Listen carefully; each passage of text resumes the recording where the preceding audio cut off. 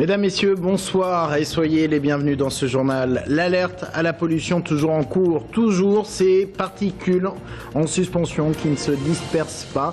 La situation doit s'améliorer dans le week-end. Fil bleu sera gratuit justement pendant tout le week-end. La reconstitution du meurtre du Vieux-Tour ce matin. C'était il y a un an. Magat, un tourangeau de la vingtaine, était retrouvé mort juste à côté de la place Plumereau après avoir été poignardé en pleine journée. Et puis les municipales, ça s'accélère. Plusieurs réunions organisées hier soir à Tours, dont le meeting de la liste C'est au tour du peuple. L'alerte à la pollution toujours en cours sur les agglomérations de Tours et Blois. Vous allez voir des images tournées cet après-midi, vous les voyez tournées sur les toits tourangeaux, une espèce de brume synonyme de pollution. Selon l'IGR, l'indice atmosphérique était de 9 sur 10 à Tours et de 10 sur 10 à Blois, à peu près les mêmes valeurs prévues pour demain. Les raisons, eh bien toujours ces particules en suspension, elles sont bloquées par l'anticyclone mais aussi par l'inversion des températures le matin. Tours Plus a donc décidé de réagir un peu tardivement en faisant la gratuité des transports fil bleu demain, samedi et dimanche. Cela vaut également pour les parcs relais.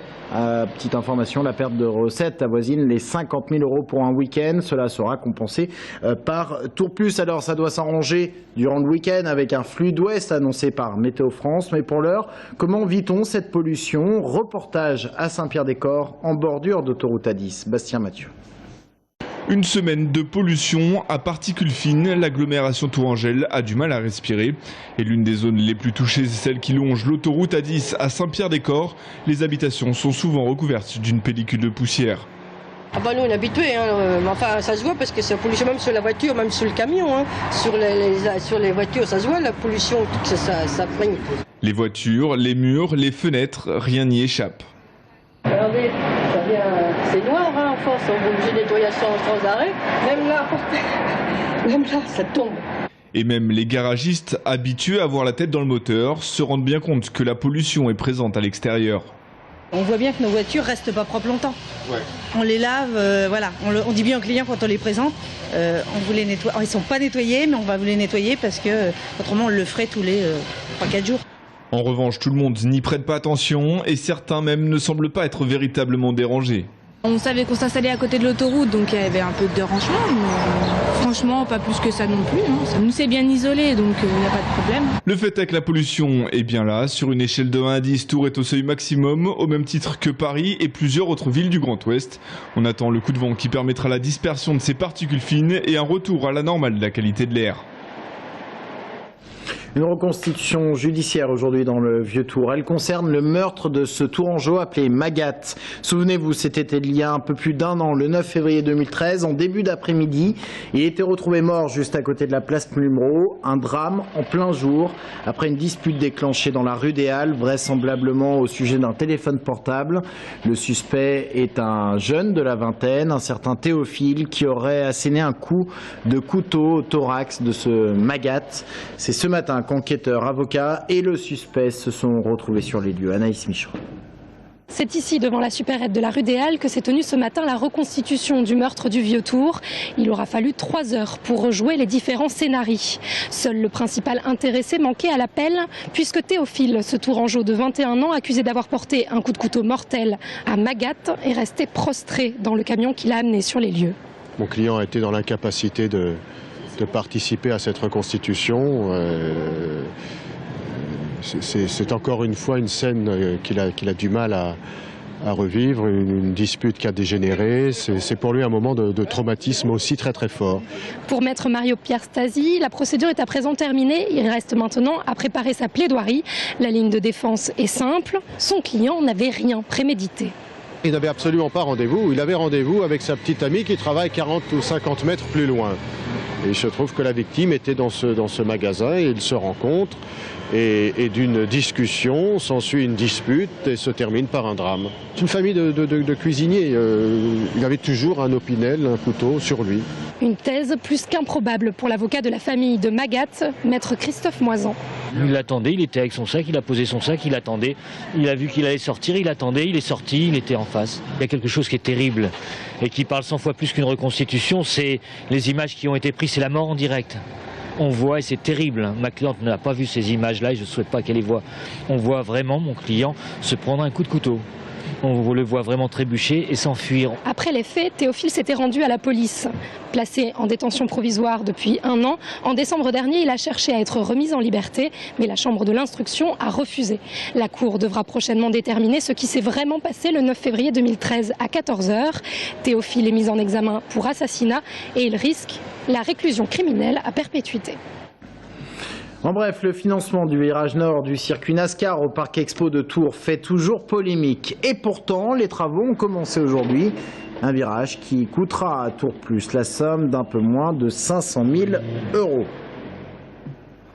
La politique, et ça s'accélère du côté des municipales à Tours. Pas mal de rendez-vous hier soir. D'abord au centre de vie du Sanitas. C'est au tour du peuple, liste de la gauche radicale. Il faisait son grand meeting, une centaine de personnes présentes pour écouter un programme marqué par la gratuité de certains services publics. Meeting qui, vous le voyez, a été conclu par une représentation théâtrale de Javotte et ses colistières. C'est de l'humour.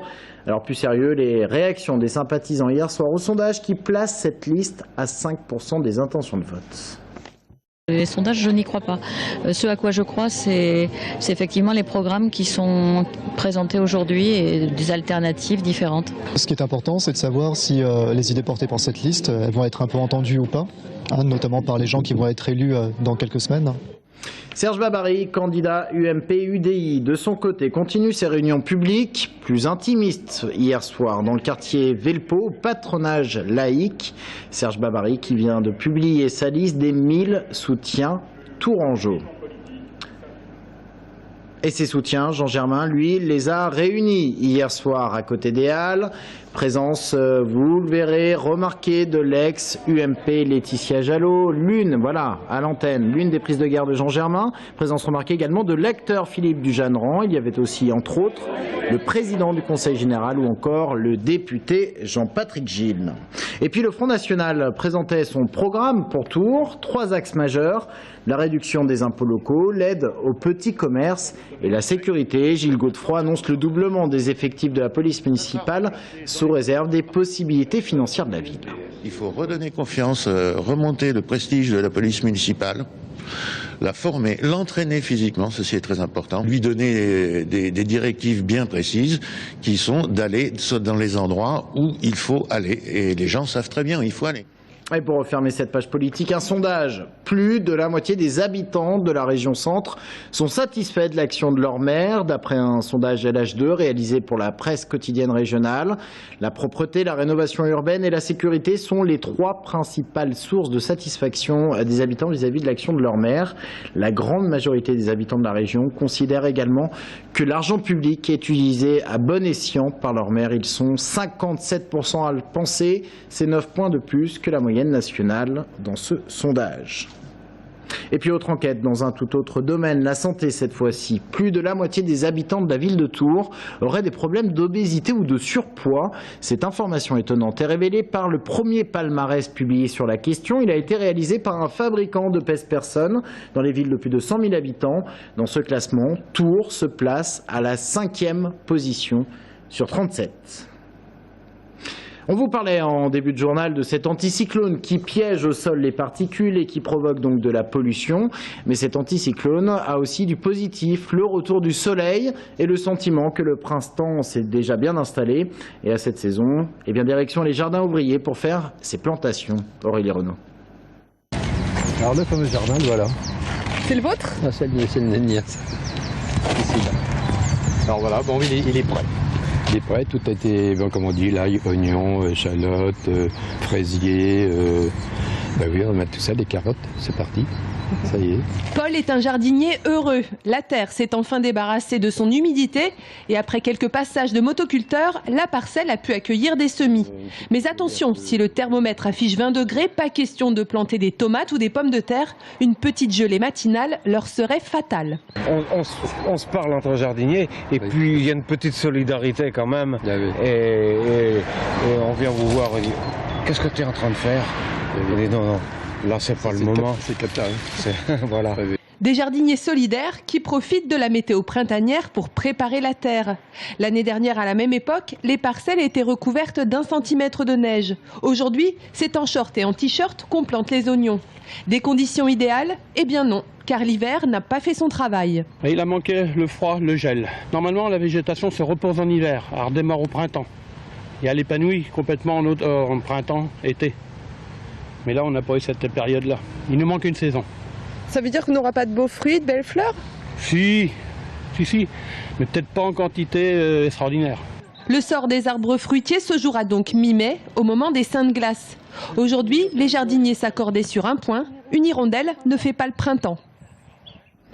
Restez avec nous dans un instant, nous continuons notre tour des candidats sur la ville de Saint-Pierre-des-Corps et nous recevons Bernadette Moulin qui est à la tête d'une liste soutenue par les Verts. On en parle dans un instant.